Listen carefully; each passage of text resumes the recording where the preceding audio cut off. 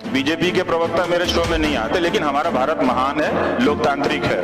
क्या आप जानते हैं कि हमारे देश में एक वर्ग ऐसा है जो देश के प्रधानमंत्री के इस तरह के भाषणों को और इसे दिखाने वाले मीडिया को पसंद नहीं करता। आज का अखबार और टेलीविजन भारत के लोकतंत्र की रोज हर पल 24 घंटे हत्या कर रहा है, उसका कीमा बना चुका है वो पूरी तरीके से, अखबार और टेलीविजन। एक वर्ग ऐसा है जो हमें गोदी मीडिया का नाम देना शुरू कर देगा।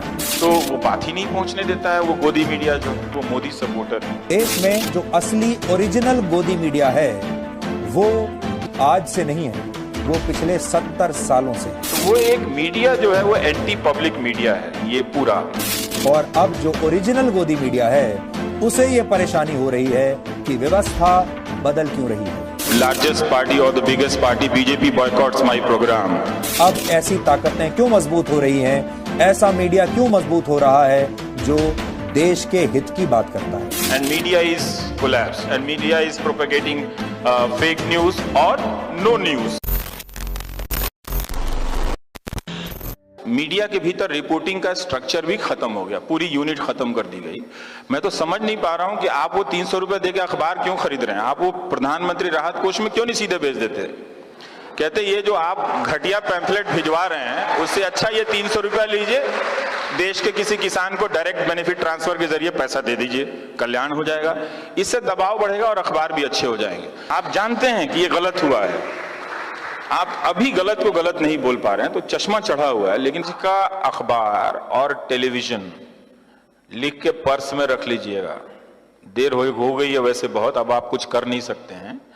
भारत के लोकतंत्र की रोज हर पल 24 घंटे हत्या कर रहा है, उसका कीमा बना चुका है वो पूरी तरीके से, अखबार और टेलीविजन। टेलीविजन में 2014 से पहले जब भूत प्रेत आया था और कोई टीवी जर्नलिस्ट शमशान में चला जाता था और कोई किसी खाली किले में रात को चला जाता था कि भूत है यहाँ पर, और वो दिखाता था, तो उसी वक्त टेलीविजन से रिपोर्टिंग खत्म हो गया था और टेलीविजन तैयार था आज के समय के लिए आपको हिंदू मुस्लिम की नफरत की दुनिया में ले जाने के लिए, और जिंगोइज्म, अंधराष्ट्रवाद, झूठी सूचनाओं की दुनिया में आपको ले जाने के लिए।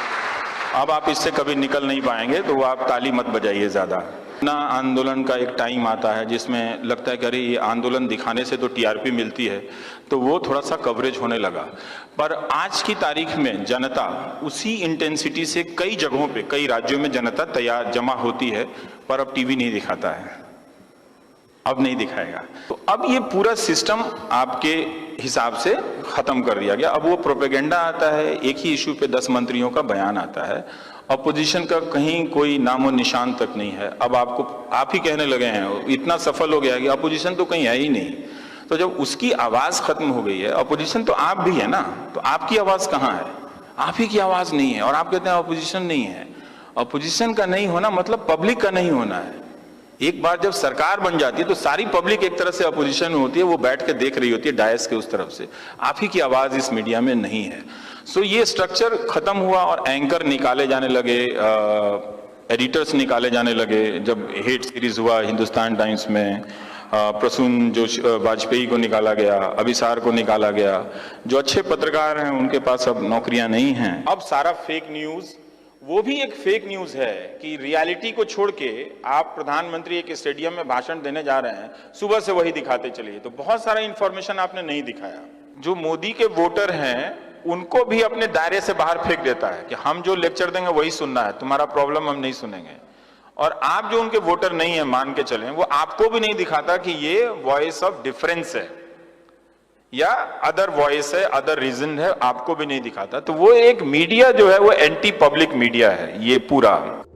देश की राजनीति की हर खबर सबसे पहले पाने के लिए सब्सक्राइब करें देश नीति को, और खास नोटिफिकेशन के लिए बेल आइकॉन को जरूर दबाएं।